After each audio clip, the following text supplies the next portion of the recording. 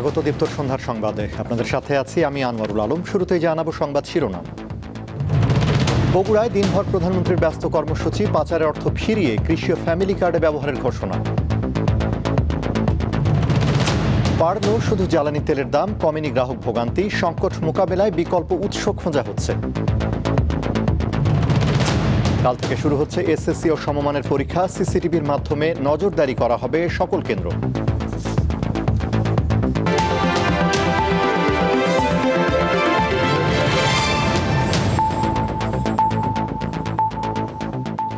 এবারে বিস্তারিত। দুর্নীতির মাধ্যমে বিদেশে পাচার হওয়া অর্থ দেশে ফিরিয়ে এনে ফ্যামিলি ও কৃষক কার্ডের মাধ্যমে জনগণের কাছে ফিরিয়ে দেওয়া হবে বলে জানিয়েছেন প্রধানমন্ত্রী তারেক রহমান। দুপুরে বগুড়ার গাবতলী উপজেলার বাগবাড়িতে ফ্যামিলি কার্ড বিতরণ অনুষ্ঠানে এমনটা জানান তিনি। এর আগে সকালে বগুড়ায় পৌঁছান প্রধানমন্ত্রী। এ সময় বগুড়া সিটি কর্পোরেশনের ফলক উন্মোচন করেন তিনি। এর ফলে প্রতিষ্ঠার প্রায় ১৫০ বছর পর বগুড়া পৌরসভা সিটি কর্পোরেশনের মর্যাদা পেল। এটি দেশের ১৩তম সিটি কর্পোরেশন। সফরকালে বগুড়া সহ ৭ জেলায় বেইল বন্ড কার্যক্রমের উদ্বোধন করেন প্রধানমন্ত্রী তারেক রহমান। কর্মসূচি শেষে রাতেই তার ঢাকায় ফেরার কথা রয়েছে। বিগত স্বৈরাচারের সময় যেই দুর্নীতি হয়েছে, দেশ থেকে লক্ষ কোটি টাকা পাচার হয়ে গিয়েছে, দেশ থেকে লক্ষ লক্ষ কোটি কোটি পাচার হয়ে গিয়েছে টাকা, অর্থ সম্পদ চুরি হয়েছে। আমরা এই দুর্নীতিটাকে রোধ করতে চাই, কারণ এটা জনগণের টাকা, জনগণের অর্থ পাচার হয়েছে।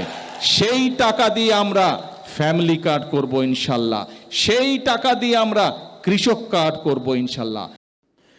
ত্রয়োদশ জাতীয় সংসদ নির্বাচনে সংরক্ষিত নারী আসনে মনোনীত প্রার্থীদের নাম ঘোষণা করেছে বিএনপি। তালিকায় আছেন সেলিমা রহমান, নিপুণ রায়চৌধুরী, সঞ্জিদা ইসলাম তুলি সহ মোট ৩৬ জন।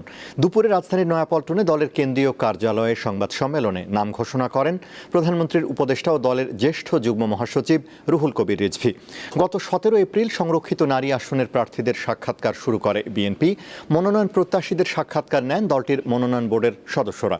ত্রয়োদশ জাতীয় সংসদের সংরক্ষিত নারী আসনের নির্বাচন হবে আগামী ১২ মে।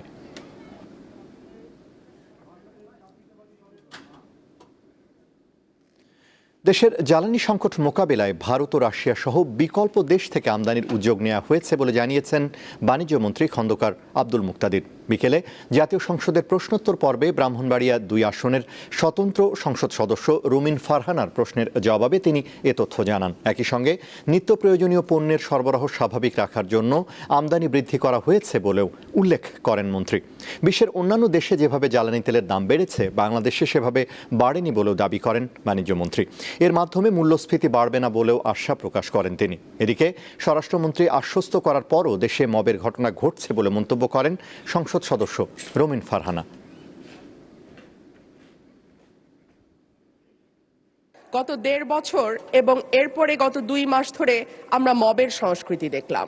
আমরা দেখলাম বাংলাদেশ ব্যাংকের গভর্নরকে মব করে সরানো হয়েছে, আমরা দেখলাম বাসসের প্রধানকে মব করা হয়েছে, বরিশাল আদালতের প্রাঙ্গণে মব হয়েছে, সুপ্রিম কোর্ট লয়ার্স রুমে মব হয়েছে। মানুষ যখন ন্যায় বিচার পায় না, তখনই এইরকম সংস্কৃতির বাড়ে এবং মানুষ এই ধরনের সংস্কৃতিতে জড়িয়ে যায়। জ্বালানি তেলের দাম বাড়ালেও কোনো সুফল পাচ্ছেন না গ্রাহকরা। দীর্ঘ লাইনে চরম ভোগান্তির মধ্যে তেল নিতে হচ্ছে। কখনো কখনো অপেক্ষার ঘড়ি গিয়ে ঠেকছে ১০ থেকে ১২ ঘন্টা পর্যন্ত।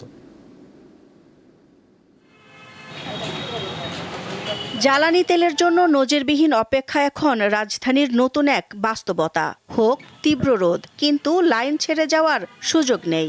কোথাও গাছের ছায়া পেলে কেউ কেউ একটু স্বস্তির পরশ খোঁজেন। কেউ মধ্যরাতে লাইনে দাঁড়াচ্ছেন, তেল পাচ্ছেন সকালে, কেউ ভোরে দাঁড়িয়ে পাচ্ছেন দুপুরে। কখনো পাম্প কর্তৃপক্ষ জানায় তেল শেষ, কিন্তু তখনও অপেক্ষায় শত শত মানুষ। বলছে যে ৬টার পরে তেল পাবেন, মানে কয়টায় তার নির্দিষ্ট নয়, ৬টার পরে, সন্ধ্যা ৬টার পরে তেল পাবেন। তার লাভটা হলো কি, সারাদিনে যে রোদে থাকতে হবে, রাস্তার পাশে থাকতে হবে, সন্ধ্যা পর্যন্ত অপেক্ষা করতে হইব। এছাড়া তো নন, যে জায়গায় যাম ওই জায়গায় সিরিয়াল, বাধ্য আমরা এখানে বসে থাকতে হবে। কথায় কাজে মিলেন, তাহলে আমরা যদি পাম্পে এসে বলি ভাই তেল তো আছে, তেল দিচ্ছেন না কেন, ভাই এটা সরকারকে গিয়ে বলেন, সরকার বলতেছে তেল আছে, তাহলে আমরা কোথায় যাবো? আমরা সাধারণ জনগণ কোথায় যাব? সোমবারও রাজধানীর অনেক পাম্প দিনের বেলা বিক্রি বন্ধ রাখে। তেল পাওয়া সাপেক্ষে সন্ধ্যার পর দেওয়ার কথা জানায় কর্তৃপক্ষ। আমরা মনে করেছিলাম তেলের দাম যখন বাড়াইছে লাইন মনে হয় স্বাভাবিক হয়ে যাবে, তাই তো তেলের দাম ঠিকই বাড়ছে, স্বাভাবিক তো হয় না। ওই একই সিরিয়াল, সকাল থেকে বসে আছি, কখন তেল আসে না আসে বলতে পারি না। আগে যেমন লাইন ধরে মনে করেন যে এইভাবে অনেক বড় লাইনে তেল নিছি আমরা, এখনও তাই 8 ঘন্টা 10 ঘন্টা 12 ঘন্টা 14 ঘন্টাও লাগে। এই যে আজকে মনে করেন যে 6টার সময় এখানে লাইন দিছি, এখন মনে করেন যে বলছে 5টার পরে। জ্বালানি তেলের বিক্রি স্বাভাবিক রাখতে পাম্পগুলোতে কঠোর তদারকির দাবি যানবাহন চালকদের। দিলশাদানি, দীপ্ত সংবাদ, ঢাকা। বিশ্বব্যাপী চলমান জ্বালানি সংকটের মধ্যে এবার দেশে তেলের দাম বাড়ানো হয়েছে। এতে হুমকির মুখে পড়তে পারে দেশের কৃষিখাত। সেচ, যন্ত্রপাতির ব্যবহার ও পরিবহন ব্যয় সহ বাড়তে পারে সব ধরনের উৎপাদন খরচ। এমন অবস্থায় সামনের দিনগুলো নিয়ে গভীর শঙ্কার কথা বলছেন কৃষকরা। তীব্র জ্বালানি সংকটের মুখে ডিজেল, কেরোসিন, পেট্রোল ও অকটেনের দাম লিটারে 15 থেকে 20 টাকা বাড়িয়েছে সরকার। ফলে ডিজেলের জন্য লিটারে বাড়তি গুনতে হবে 15 টাকা। এর সরাসরি প্রভাব পড়বে কৃষি খাতে। সেচ যন্ত্র, পাওয়ার টিলার ও ট্রাক্টর চলে ডিজেলে, ফলে বাড়বে উৎপাদন খরচ। মনে করেন তেলের দাম এখন বেশি আছে, বুঝলেন? তেলের দাম বেশি হওয়াতে মানে আমাকে চাষবাস করতে আবার দাম আর বেশি হবে। এই খরচার জন্য যে তেলের দাম বাড়াছে, এটার তলে তো ধানের দামও বাড়ার লাগবে। শুধু সেচ নয়, জমি চাষ, ফসল তোলা সহ কৃষির সাথে জড়িত প্রায় সব কাজেই ডিজেলের ব্যবহার অনেক বেশি। তাই খরচ বাড়ার শঙ্কা কৃষকদের। তেলের দাম বাড়াতে সামনে ধান মারাইতে টাকা বেশি লাগবো, হাল বানির টাকা বেশি লাগবো। খুবই ক্ষতিগ্রস্ত, যেমন ধান ভাঙা মেশিন, যেমন ধান চাষ করে মেশিন, হাল চাষ করে, এগুলো সব তো ওইটির উপরে প্রভাব। সামনে তো আরো বাড়বো, তেলের দাম বাড়বো, আলবানি বাড়বো, বাড়বো। উৎপাদনের পাশাপাশি কৃষি পণ্য পরিবহন খরচও বাড়বে জ্বালানি তেলের নতুন দামের কারণে। এর প্রভাব পড়বে ভোক্তা পর্যায়ের দাম নির্ধারণে। 15 টাকা করে নিলে 100 লিটার তেলে পরে 1500 টাকা, তাই 200 লিটার তেলে বাড়ে 3000 টাকা যাইতেছে। কিন্তু ঢাকার থেকে কোয়াটা আসতে তো টাকা বাঁচে না, 3000 বা 4000 টাকা বাঁচে। তাই এখন তো এরকম সমান সমান। এখন আমি মহাজনকে কি দেবো? আমি আমার বউ বাচ্চার জন্য কি নিয়ে যাবো? আজকে থেকে তেলের দাম বাড়ছে, তারপর ভাড়া কম, তাহলে আমরা গাড়ি চালাবো কিভাবে? আমাদের সংসার কিভাবে চলবো? আমরা তো কম ঋণ হয়ে যাবো। কৃষির আরেক গুরুত্বপূর্ণ অনুষঙ্গ কীটনাশক ও সার। জ্বালানির দাম বাড়লে সবসময় এগুলোর মূল্য বেড়ে যায়। এরই মধ্যে গ্যাস সংকটে বন্ধ হয়ে গেছে চট্টগ্রামের ডিএপি সারের উৎপাদন। সব মিলিয়ে জ্বালানি তেলের দাম বৃদ্ধির নেতিবাচক প্রভাব পড়বে কৃষি উৎপাদন থেকে শুরু করে বিপণন পর্যন্ত। সাইফুর রহমান শিশির, দীপ্ত, বার্তাকক্ষ। দেশে চলমান জ্বালানি সংকট ও তীব্র গরমের মধ্যে আগামীকাল শুরু হচ্ছে এসএসসি ও সমমানের পরীক্ষা। এবছর অংশ নেবে কমপক্ষে 20 লাখ শিক্ষার্থী। প্রকাশিত রুটিন অনুযায়ী এবার এসএসসি পরীক্ষা বাংলা দিয়ে শুরু হবে এবং প্রতিদিন সকাল 10টায় অনুষ্ঠিত হবে। শিক্ষামন্ত্রী জানিয়েছেন, এবার সিসিটিভির মাধ্যমে মন্ত্রণালয় থেকে প্রতিটি পরীক্ষা কেন্দ্র মনিটরিং করা হবে। দুপুরে সচিবালয়ে সংবাদ সম্মেলনে তিনি আরও বলেন, এসএসসি ও সমমান পরীক্ষার উত্তরপত্র মূল্যায়নে স্বচ্ছতা নিশ্চিত করতে এবং শিক্ষকদের উপর বাড়তি চাপ কমাতে পরীক্ষকের সংখ্যাও বাড়ানো হয়েছে। আমরা প্রত্যেকটা পরীক্ষা কেন্দ্রের থেকে তাদের যে সিসি ক্যামেরা রয়েছে, এগুলি সচল না অচল, বাউন্ডারি ক্যামেরাগুলো, এগুলি সব আমরা মনিটরিং করার জন্য নিয়েছি এবং আমাদের মনিটরিং সেল এই রুমে থাকবে, আমাদের মাদ্রাসার কনফারেন্স রুমে থাকবে, আমাদের প্রাইমারি এডুকেশন কনফারেন্স রুমে থাকবে। আমরা মনিটরিং সেল করেছি, সেখান থেকে মনিটরিং করবো। হাম ও হামের উপসর্গ নিয়ে দেশের বিভিন্ন প্রান্ত থেকে রাজধানীর হাসপাতালে শিশু ভর্তি হচ্ছে। তাদের অনেকে টিকা নেয়নি, ফলে সরকারি হাসপাতালগুলোতে হামের জন্য আলাদা কর্নার করা হয়েছে। তবুও সংক্রমণ ছড়াচ্ছে। চিকিৎসকরা বলছেন, যারা হাম নিয়ে আসছে তাদের অধিকাংশই টিকার আওতায় আসেনি। আবার অসচেতনতাও এর জন্য দায়ী।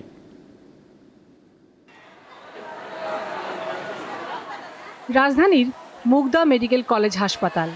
সারা দেশ থেকে হাম ও হামের উপসর্গ নিয়ে অনেক শিশু এখানে চিকিৎসা নিচ্ছে। করা হয়েছে আলাদা কর্নার।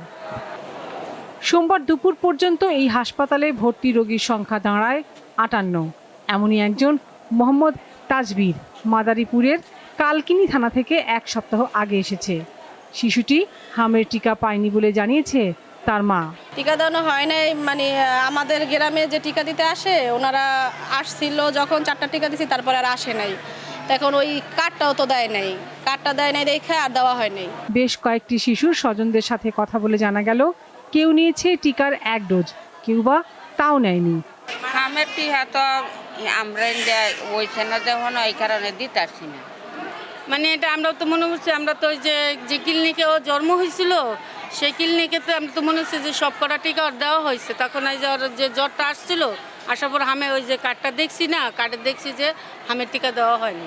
আমাদের তো বলছে যে টিকা দেওয়া হয়ে গেছে সব কটা। অথচ চিকিৎসকরা বলছেন হামের টিকার কোনো বিকল্প নেই। সাধারণত 1 সপ্তাহের মধ্যেই হামের রোগী সেরে উঠছে, তবে কারো কারো ক্ষেত্রে বাড়তি চিকিৎসার প্রয়োজন হয়। এটা ভাইরাল রোগ, বেশিরভাগ ক্ষেত্রে অ্যান্টিবায়োটিক আসলে লাগে না, সেটা আমাদের খেয়াল রাখতে হবে। কিন্তু যদি দেখা যাচ্ছে না তার সাথে সাথে অন্য ইনফেকশন রয়েছে, সেক্ষেত্রে আমরা অ্যান্টিবায়োটিক দিই। শ্বাসকষ্ট থাকলে শ্বাসকষ্ট কমানোর জন্য কাউকে ওষুধ দিই, কাউকে দেখা যাচ্ছে যে নেবুলাইজ দরকার হলে সেটা দিই। ডায়রিয়া নিয়ে কিছু কিছু রোগী আসে, সেগুলিতে প্রয়োজনে স্যালাইন দেওয়া হয়, ওষুধ দেওয়া হয়, ভিটামিন দেওয়া হয়, এবং প্রতিটা রোগীকেই আমরা পরপর 2 দিন ভিটামিন এ ক্যাপসুল আমরা খেতে দিই। হামের প্রাদুর্ভাব মোকাবিলায় সোমবার সারা দেশে শুরু হয়েছে জরুরি টিকাদান কর্মসূচি। 1,80,00,000 মতো শিশুকে এই প্রতিষেধক দেওয়ার লক্ষ্য নির্ধারণ করেছে সরকার। লাবণী গুহ, দীপ্ত সংবাদ, ঢাকা। অতীতের ব্যর্থতায় সারা দেশে হাম নিয়ে ভীতিকর পরিস্থিতি তৈরি হয়েছে বলে মন্তব্য করেছেন স্বাস্থ্যমন্ত্রী। আজ দেশব্যাপী হাম রুবেলা টিকাদান কর্মসূচি উদ্বোধন করে কথা বলেন তিনি। হামের কারণে জরুরি অবস্থা ঘোষণার মতো পরিস্থিতি এখনো তৈরি হয়নি বলে জানিয়েছেন স্বাস্থ্যমন্ত্রী। সোমবার সকালে নারায়ণগঞ্জের রূপগঞ্জে হাম রুবেলা টিকা কার্যক্রম উদ্বোধন করেন স্বাস্থ্যমন্ত্রী সরদার মোহাম্মদ সাখাওয়াত হোসেন। এ সময় সাংবাদিকদের এক প্রশ্নের জবাবে তিনি বলেন, বর্তমান পরিস্থিতিকে এখনই মহামারী বলা যাবে না। প্রশ্ন ওঠে না জরুরি অবস্থা ঘোষণা, এমন কিছু হয় নাই। হ্যাঁ, we were in a problem. বিগত সরকারগুলি ব্যর্থতার কারণে আমাদের সরবরাহ লাইনটা দুর্বল ছিল। গ্যাবি আমাদেরকে তাদের স্টক থেকে সিরিঞ্জ দিয়েছে, ভ্যাকসিন দিয়েছে। উই আর নাও মানে একেবারে well equipped to fight against the measles. ঝুঁকিপূর্ণ 30টি উপজেলায় প্রায় 85% টিকাদান সম্পূর্ণ হয়েছে বলেও জানান তিনি। টার্গেট করে 85% অলরেডি আমরা ভ্যাকসিনেশনের আন্ডারে নিয়ে আসছি এবং সিটি কর্পোরেশন সেটা করছে। যেখানে হবে আমরা সেখানে ঝাঁপিয়ে পড়ব। হামের উপসর্গ নিয়ে এ পর্যন্ত রাজশাহী বিভাগে মারা গেছে 847 জন। সকালে রাজশাহী মহানগর ও 8টি উপজেলায় 1584টি ভ্রাম্যমাণ টিকা কেন্দ্র, 573টি স্কুল ভিত্তিক কেন্দ্র এবং 10টি স্থায়ী কেন্দ্রে টিকা কার্যক্রম শুরু হয়েছে। বাচ্চাকে নিয়ে বাচ্চার টিকা দেওয়া হয়েছে। ছড়াছড়ি অতিরিক্ত হামের ছড়াছড়ির কারণে বাবুকে সচেতন করছে, যাতে আমাদের বাচ্চাদের ভবিষ্যতে যাতে কোনো সমস্যা না হয়। সারা দেশের মতো চট্টগ্রামেও শুরু হয়েছে হাম রুবেলা টিকা কার্যক্রম। 617টি কেন্দ্রে দেয়া হচ্ছে টিকা। বাচ্চাদের জন্য প্রযোজ্য, খুবই দরকারি একটা জিনিস। বাচ্চাটাকে সুন্দরভাবে সিম্পলভাবে টিকাটা দিছি যে অসুস্থ থেকে মুক্ত থাকে। সরকারকে অনেক অনেক ধন্যবাদ এই টিকা দেওয়ার জন্য। দেশে হামের প্রাদুর্ভাব বাড়ায় 5 এপ্রিল থেকে শুরু হয় ঝুঁকিপূর্ণ 30টি উপজেলায় জরুরি টিকাদান। এরপর 12 এপ্রিল থেকে টিকা দেওয়া হয় ঢাকার 2 সিটি কর্পোরেশন, ময়মনসিংহ ও বরিশাল সিটি কর্পোরেশন এলাকায়। সাদিয়া চৌধুরী, দীপ্ত, বার্তা কক্ষ। আন্তর্জাতিক। ওমান উপসাগরে ইরানি জাহাজ জব্দের ঘটনায় যুক্তরাষ্ট্রের সামরিক জাহাজ নিশানা করে ড্রোন হামলা চালিয়েছে তেহরান। ইরানের আধা সরকারি সংবাদ সংস্থা তাসনিমের খবরে এই দাবি করা হয়। এর আগে ওমান উপসাগরে তুস্কা নামের একটি ইরানের পতাকাবাহী কার্গো জাহাজ আটকের কথা জানায় যুক্তরাষ্ট্রের নৌবাহিনী। সামাজিক মাধ্যম ট্রুথ সোশ্যাল এক পোস্টে যুক্তরাষ্ট্রের প্রেসিডেন্ট ডোনাল্ড ট্রাম্প জানান জাহাজটি এখন মার্কিন মেরিন সেনাদের কাছে আটক আছে। এদিকে যুক্তরাষ্ট্রের অতিরিক্ত চাহিদা, অযৌক্তিক প্রত্যাশা, বারবার অবস্থান পরিবর্তন এবং চলমান নৌ অবরোধের কারণে দ্বিতীয় দফা আলোচনা প্রত্যাখ্যান করেছে ইরান। যুক্তরাষ্ট্রের সঙ্গে নতুন করে আলোচনার পরিকল্পনা নেই বলেও জানিয়েছে দেশটি। তবে আলোচনার জন্য vice president JD Vance Pakistan যাচ্ছেন বলে জানিয়েছে যুক্তরাষ্ট্র। ইরান যুদ্ধের প্রভাবে টালমাটাল বিশ্ব অর্থনীতি। তবে সামগ্রিক এই মন্দার মাঝেও অভাবনীয় ভালো অবস্থানে রয়েছে 5টি শিল্প খাত। দ্য গার্ডিয়ান বলছে, যুদ্ধ শুরুর প্রথম মাসে বিশ্বের শীর্ষ 100টি তেল ও গ্যাস কোম্পানি ঘন্টায় $3 কোটি বেশি মুনাফা করেছে। এছাড়া বিনিয়োগ ব্যাংক, ক্রিপ্টো এবং অস্ত্র প্রতিরক্ষা খাত ঘিরেও চলছে রমরমা ব্যবসা। ইরান যুদ্ধের ফলে জ্বলছে গোটা মধ্যপ্রাচ্য। উপসাগরীয় অঞ্চলের জ্বালানি অবকাঠামো ক্ষতিগ্রস্ত হওয়া এবং তেল ও গ্যাস সহ গুরুত্বপূর্ণ পণ্যের রপ্তানি বন্ধ থাকায় প্রভাব পড়েছে বিশ্ব অর্থনীতিতে। সামষ্টিক অর্থনীতির এই ভয়াবহ বিপর্যয়ের মধ্যেও কিছু খাত দিব্যি ব্যবসা চালিয়ে যাচ্ছে, করছে অভাবনীয় মুনাফা। বিনিয়োগ ব্যাংকগুলোর জন্য এই যুদ্ধ এসেছে আশীর্বাদ হয়ে। লেনদেনের পরিমাণ বৃদ্ধি পাওয়ায় ব্যাংকগুলো লাখ লাখ ডলার আয় করছে। 2026 সালের প্রথম প্রান্তিকে বিশ্বের শীর্ষ বিনিয়োগ ব্যাংক মর্গান স্ট্যানলির মুনাফার পরিমাণ $557 কোটি, যা গত বছরের তুলনায় 29% বেশি। আরেক বিনিয়োগ ব্যাংক গোল্ডম্যান স্যাক্সের আয় 19% বেড়ে দাঁড়িয়েছে $563 কোটি। আরেক আর্থিক প্রতিষ্ঠান জেপি মর্গান চেজের মুনাফা হয়েছে $1649 কোটি। মূলধারার বিনিয়োগ ব্যাংকগুলোর পাশাপাশি মুনাফা লুটছে ক্রিপ্টো খাতের বিভিন্ন প্রতিষ্ঠানও। ক্রিপ্টো ভিত্তিক প্রেডিকশন মার্কেটের বাজারগুলো এখন ব্যাপক জনপ্রিয়।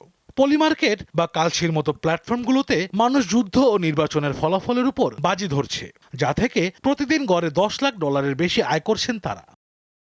বৈশ্বিক সংঘাতের কারণে অ্যারোস্পেস এবং প্রতিরক্ষা ও অস্ত্রশিল্প এখন তুঙ্গে রয়েছে। ইউক্রেন, ইরান, সুদান ও গাজা যুদ্ধের প্রণোদনায় বিশ্বের প্রায় অর্ধেক দেশ তাদের সামরিক বাজেট বাড়িয়েছে।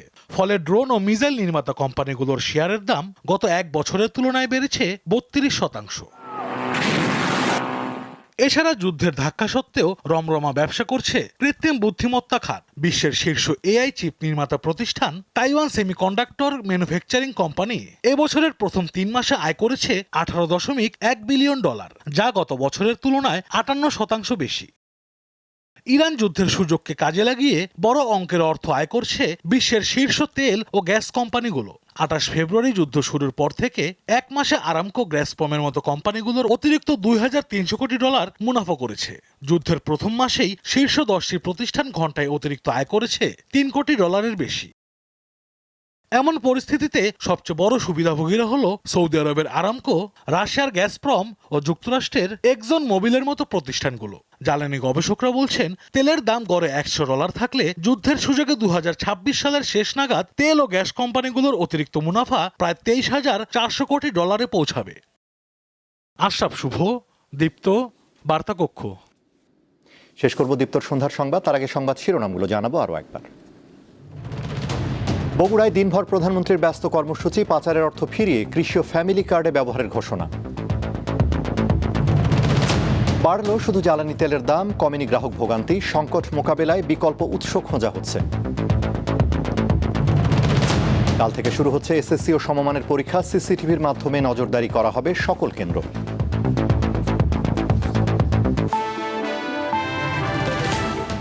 ছিল এখনকার মতো। আমাদের পরবর্তী দীপ্ত সংবাদ রাত 11টায় দেখার আমন্ত্রণ। এছাড়া আরও তথ্য বিনোদনের খবর পেতে যুক্ত থাকুন দীপ্তর ডিজিটাল প্ল্যাটফর্মগুলোতে। ধন্যবাদ।